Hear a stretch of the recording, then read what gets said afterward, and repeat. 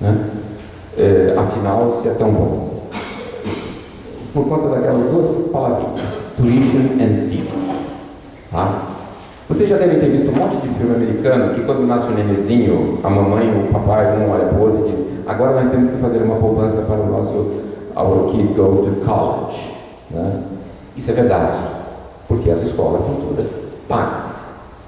Públicas ou privadas, elas são pagas e bem pagas, elas custam caro. Quanto melhor, mais caras são. Então, não tem bolsa, não tem nada. Ou quando muito você consegue um financiamento para pagar depois que você se formar. Isso na melhor das hipóteses. Mas fora isso, você tem bolsas parciais, mas é muito difícil conseguir. Ou seja, tem que pagar. E para pagar caro, só alguns conseguem. E se evidentemente os americanos têm que pagar, que dirá os estrangeiros? Certo? Então o americano ainda está lá, paga imposto, né?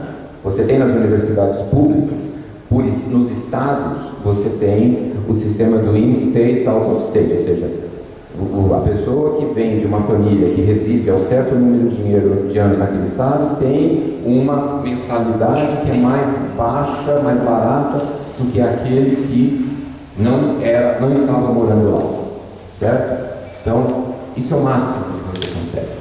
De resto, tem que pagar. Então, esse é um grande obstáculo para você fazer uma cooperação na graduação. Estou falando tudo da graduação, hein?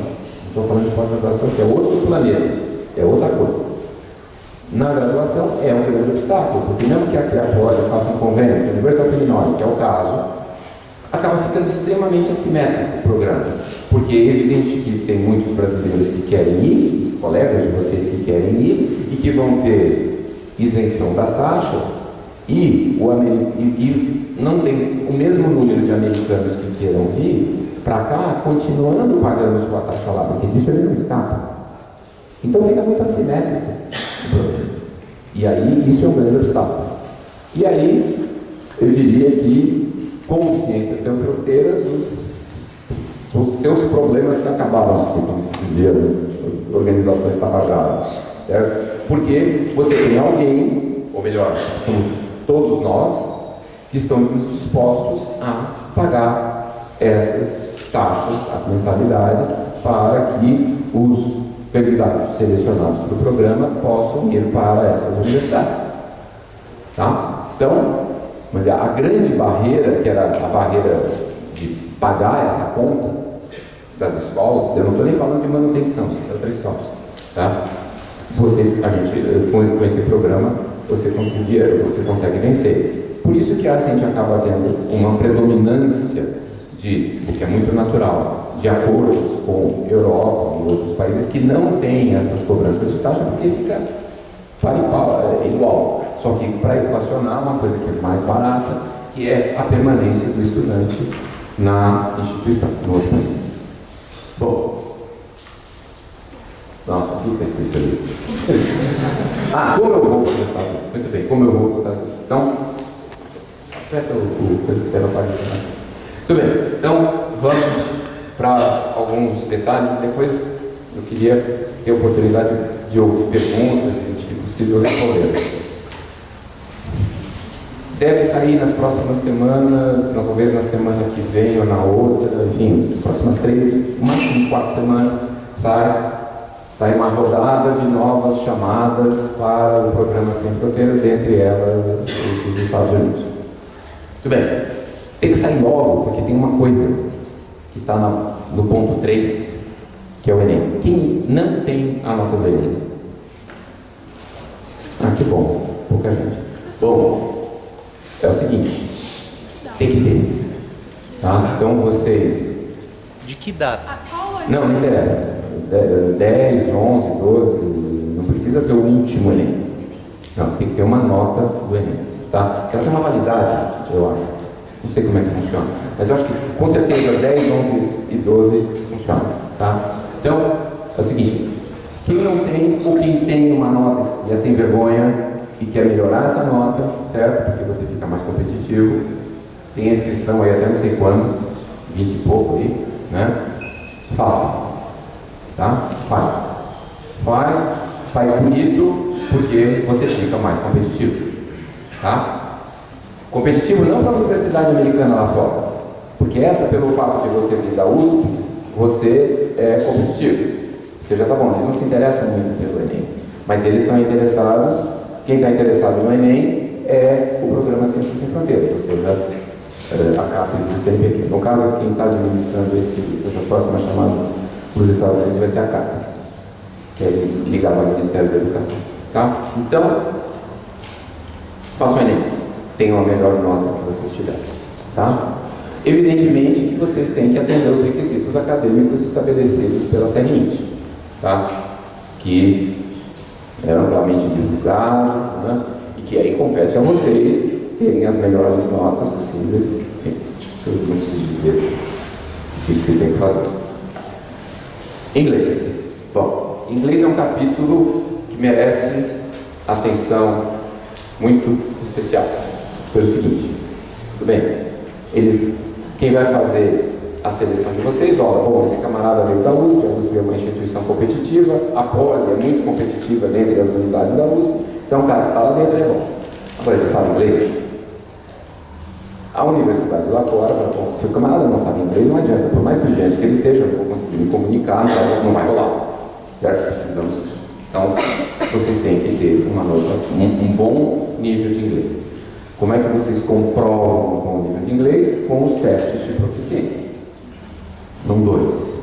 Tá? Um que é o TOEFL IBT, que é o Internet Based Test, que é aquele que custa 200 e poucos dólares, que é difícil você conseguir usar, enfim, né? E esse ITP, que é o Institutional Test Program, que é uma oportunidade que vai aparecer agora pela primeira vez nessa chamada, e que é um teste gratuito, que é, na realidade, antes de chegar no IBT, o TOEFL passou pelo PBT, que era o Paper Based Test, que era no tempo que não tinha computador. Depois passou pelo CBT, que era o Computer Based Test, nome já diz tudo, e depois o IBT. Na realidade, o ITP nada mais é do que o antigo Paper Based Test. Ele analisa duas das habilidades de comunicação, porque como ele não pode avaliar você falando e ou você ouvindo até pode, né? Mas ele acaba tendo alguma deficiência, mas ele tem algumas vantagens para vocês. Primeiro, é mais fácil. Segundo, é de graça, tá? Ele vai ser oferecido de graça e muito provavelmente, pelo menos eu espero, estou tentando isso vai ser exigido para todo mundo, vai ter que fazer e vai ser em agosto, então ao longo do mês de agosto. 3 últimas semanas de agosto. Então, é o seguinte, vai ter que fazer o ITP, se prepara para o ITP. Se já tiver feito o ITP e tiver com score em cima, tudo bem. Certo? E aí nós vamos falar para onde ir, né? É um capítulo à parte, e aí nós vamos falar um pouco mais do ITP. Mas tenham em vista o seguinte, que para você se selecionar no programa, você tem que ter inglês. Ainda que há hoje novas oportunidades que daí eu vou abordar em seguida com relação ao inglês. A outra coisa que é fundamental é fazer a candidatura direito, que são os essays, tá? Que são duas páginas ou 3 páginas, que é um lugar onde você diz por que você quer ir, o que você quer fazer, por que você é um bom candidato, enfim, né? E que vocês têm que fazer bem, fazer caprichadamente e muito cuidado, não adianta querer chupar essas coisas da internet.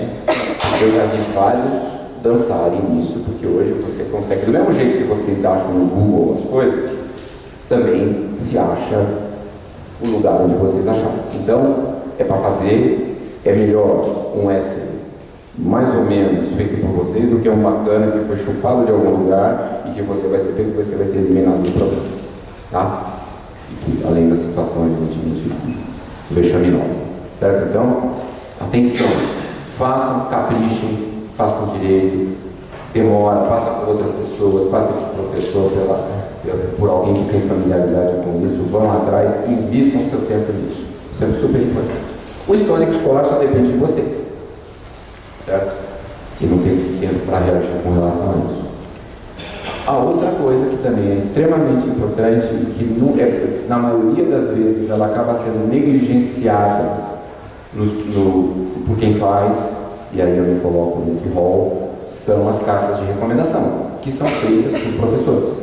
Você tem que pegar um professor que conheça você na sala de aula, que por alguma razão você imagina que esse professor gostou de você, gostou do que você fez, gostou do seu trabalho, gostou da sua personalidade, da sua atitude, do seu caráter. É essa pessoa que você tem que procurar e você tem que convencer essa pessoa, esse professor, a dedicar um certo tempo e fazer uma carta que não pode ser um parágrafo.